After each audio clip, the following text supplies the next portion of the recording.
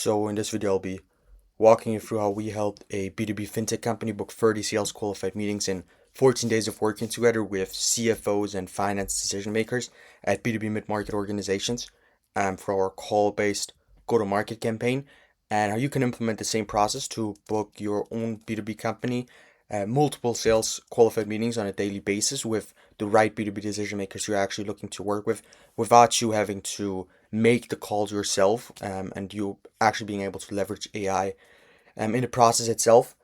So this is the dashboard you can take a look at. As you can see, in 14 days, we generated 30 sales qualified meetings for them, and that's just one of our B2B clients that we're currently still working with, actually.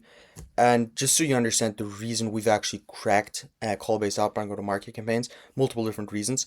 First one, we have now cracked 100,000 total outbound call-based touchpoints across our portfolio of B2B clients, which obviously allowed us to iterate tech stack, BDRs, SDRs, how we source the BDRs, how we place the SDRs, onboarding for the BDRs, as I said, also the tech stack, the way we actually build the lead list and actually get the mobile number data from the B2B decision makers. And in this video, I'm just going to show you exactly how, with this process that we've actually built over the months of actually implementing and building this process, how we're now able to book 2 qualified sales meetings a day for our clients, and how you can implement the same process for yourself to achieve similar results. So just going to walk you through our outbound call go-to-market process. There are 7 core pillars to this process. First one is a tech stack. I'm going to walk you through exactly which dialer we're using and how we leverage the technology, why you should choose which specific auto dialer we're actually using right now. Second one, outbound optimized offer build. This is also very similar to email outbound campaigns. When it comes to call outbound campaigns, you also still need an outbound optimized offers. The principles remain the same because you're still talking to cold prospects who don't actually know who you are and don't trust you yet. Third one is ICP segmentation and creation of sub-ICP lead lists. And this is one that we don't see a lot of different go-to-market teams making, but it's super important to actually, because it's essentially what it does is it increases the number of booked sales meetings, it increases the conversion rate in general, and generally how many sales meetings you're actually able to book on a daily basis. And the messaging is simply more targeted. I'm going to go into all of that as well. Fourth one is the messaging itself, how you test messaging angles, how you iterate consistently, and how you simply achieve product market messaging fit, which is the most important thing, because when you actually have product market messaging fit, then you're actually able to scale the campaigns. I'm also going to go over how specifically we go about scaling campaigns, and actually when we've actually achieved a good call to opportunity ratio, how we then actually scale the volume with new BDRs and with better processes to be able to simply increase the sales pipeline we're actually generating.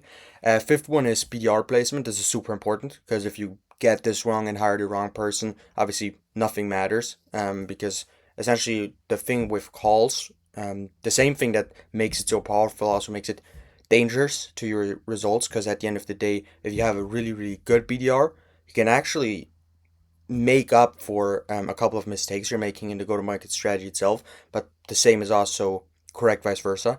So sixth one is the optimization process, how you actually go about consistently iterating, implementing feedback loops, and then once you've actually found a good winning messaging angle coupled with a winning targeting angle, how you then can actually scale the volume of that.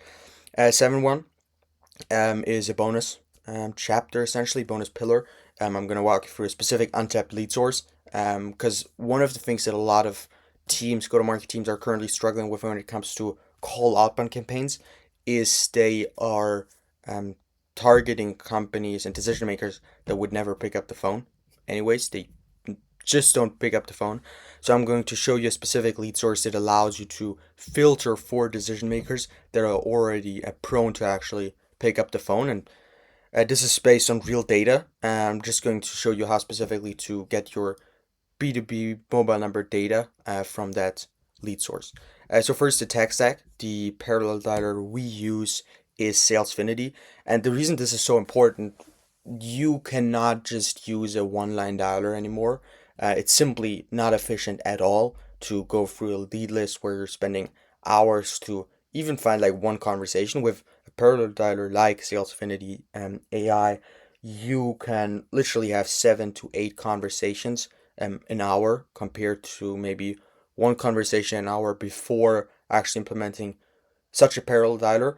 And that's simply what makes it so effective, essentially, because you're leveraging AI and the ability to only speak to real decision makers and simply have like your BDRs essentially go from conversation to conversation. Sometimes like they're just waiting like 30 seconds to maybe 1 minute to have the next conversation.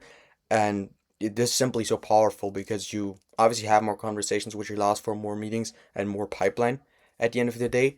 And the core difference, obviously, between a parallel dialer and a normal dialer, or even like your phone, which some go-to-market teams still do use, is you are essentially calling 5 decision makers at a time, and then the first one to actually pick up the phone, um, the BDR essentially gets connected to, which is obviously really powerful, and increases your pipeline that you're actually able to generate. Second one is the outbound optimized offer build. Um, what you need to keep in mind is there are 2 types of outbound optimized offers that you can offer in such a campaign.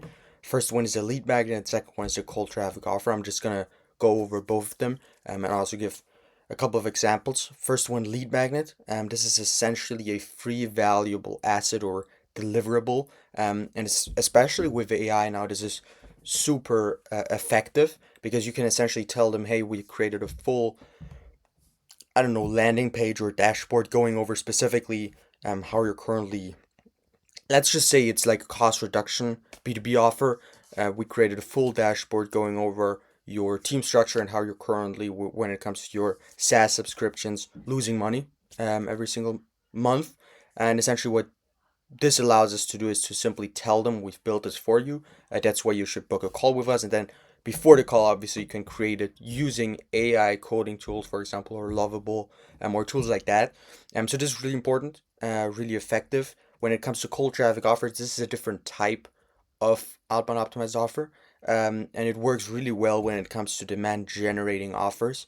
So, for example, if you're selling maybe paid ads to direct to consumer brands, or you're selling, I don't know, appointment setting to B2B companies, or any of those types of services where there's a clear ROI for the company you're working with, you can offer a cold traffic offer. You can make that type of offer where it's essentially a desired outcome coupled with a time frame and a risk reversal if said desired outcome is not achieved. So, for example, we can help your company at, I don't know, 20 extra qualified sales meetings in a month, or you don't pay. That's just a very basic cold traffic offer, but they simply work because obviously it's less risk for the company. And essentially, what these outbound optimized offers are always about is to reduce the risk of the prospect as much as possible, so they actually end up working with you.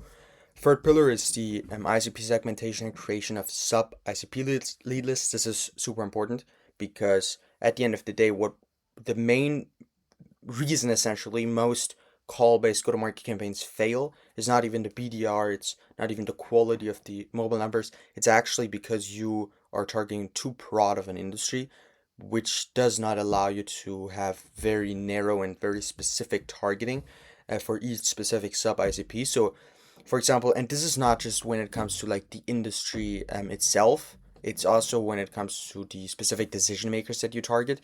So, for example, the difference between B2B SaaS companies, sales slash marketing decision makers, and B2B, for example, sales enablement SaaS companies and CIOs at these companies, is just a huge difference, obviously. Where on the one hand, you have to have pretty broad targeting, broad messaging, which then actually causes you to have a lower booked meeting rate, so connect to meeting rate, which obviously makes essentially not only your BDRs less satisfied with the results, but also obviously does not help you generate more sales pipeline. And on the other hand, you have, for example, B2B sales enablement SaaS companies, CIOs, depending obviously on what you sell, which specific decision makers you target. And it's obviously not just you can obviously add to set targeting angles, but it's simply important that you have specific messaging angles for these targeting angles, and then you can obviously go broader, but you simply are able to separate those campaigns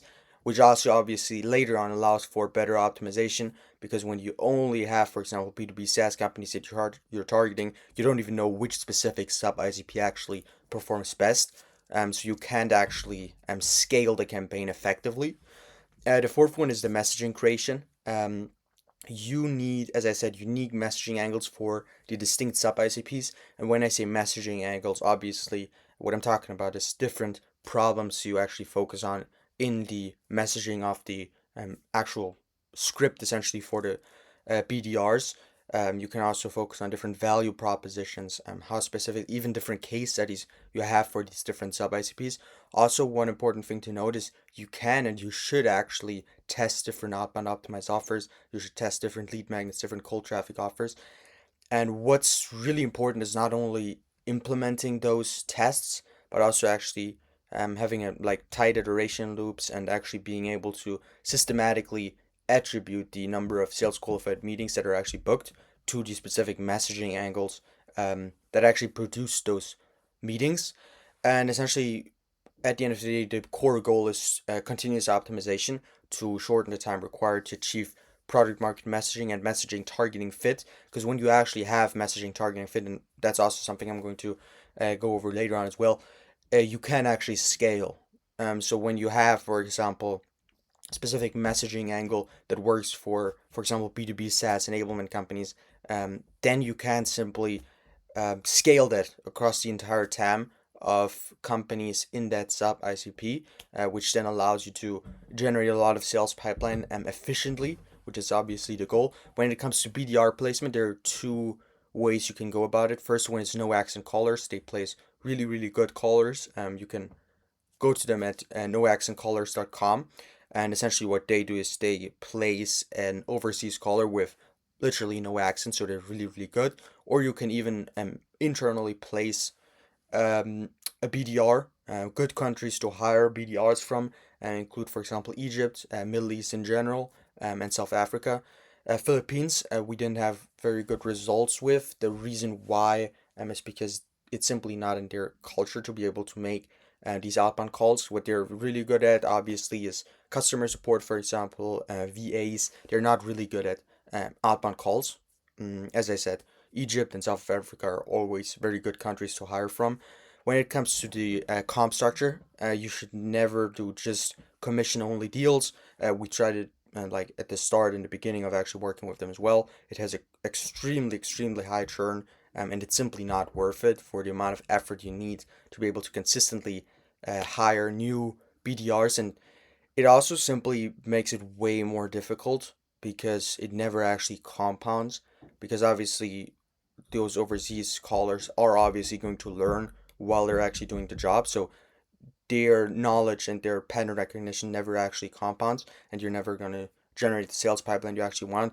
You instead what we actually do is we pay them a monthly fixed salary and pay per showed meeting. What's important though is obviously when you're, for example, hiring someone new, a new hire, you should not actually pay them from the start the monthly salary, but actually at the end of the month, because at the end of the day, um, some of them are also just out there to essentially scam you. So you should pay at the end of the month, and then also pay the pay per showed meeting fee at the end of the month as well.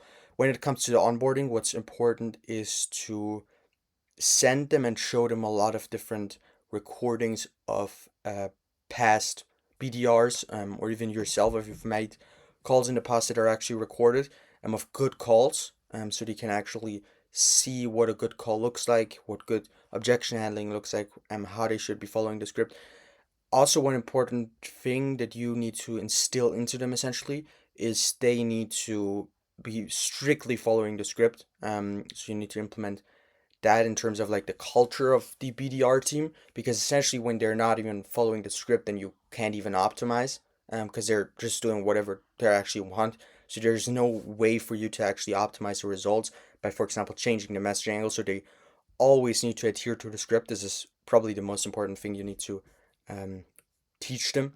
When it comes to the optimization, there are like three types of optimization. BDR optimization, where you need to essentially be doing weekly performance KPI reviews to make sure that they're like the BDRs are hitting their weekly performance KPIs. And if not, you also need to, like, obviously not directly if they don't hit it once, but in general, what's important is you always need to keep feeding the hiring sales. But essentially, when it comes to hiring, it's very similar to your core sales pipeline. You always need to be generating more BDR leads. So whenever they're underperforming, then you can hire a new one and test a new one. And that's also how you optimize the performance of BDRs, because some are simply better than others when it comes to the BDR role. Um, Obviously, I've already touched on this as well, is the targeting messaging fit optimization. You need to consistently be testing new messaging angles combined with different targeting angles. And the goal is really to hit messaging targeting fit or product market messaging fit where you have a good call to meeting ratio. So that means essentially how many calls do our BDRs need to make to be able to hit one sales meeting, for example. And you simply optimize for that. And once you've actually hit a good number, it does not make sense to over optimize for like marginal results. What makes more sense is to actually scale that. And the way you scale it is through new BDRs, through being able to take like even more off the BDR's plate. For example, when it comes to the way they actually, for example, lock their CRM. So that those two things are the main ways you can actually scale then those results. And when it comes to the untapped lead source, the seventh pillar, what you need to be using is actually ZoomInfo. And I know it's really expensive, but it's also very much worth it. Combined compared to, for example, Apollo or other different lead sources. And the reason why is not only because obviously they have good filters and a pretty big database. It's actually this specific feature, this specific filter, because you are able to filter for likely to engage contacts. So they've essentially, I'm not specifically sure how it works, but they've combined and accumulated a lot of different data points to be able to know which specific companies um, respond best to, for example, phone calls. So you can likely to engage contacts you need to take by direct phone and by mobile phone, and then you'll simply only have companies, decision makers that actually pick up the phone consistently. And it's pretty accurate as well. But yeah, if you want us to implement this same process for you, you can simply book a call below and or implement this yourself as well.